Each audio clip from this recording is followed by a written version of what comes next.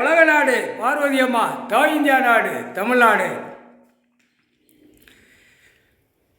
சொத்து பூமி சொத்து எழுதி வச்சுருக்காங்கள டாக்குமெண்ட்ஸு, அந்த டாக்குமெண்ட்ஸில் ரத்தமோ வெட்டு இளமச்சம் மூலமோ ரத்தமோ சேர்த்து எரிதார். ரத்தம்னா கடவுள் படைச்ச ரத்தம், புரியுதா? கடவுள் படைச்ச ரத்தம், அந்த ரத்த கலர் சிகப்பு கலரோ இளமச்சம்பழம் கனியோ பூமியை எழுதி வச்சுருக்காங்கல்ல, இரண்டையும் சேர்த்து எரிதார் அந்த டாக்குமெண்ட்ஸ் பத்திரத்தில்.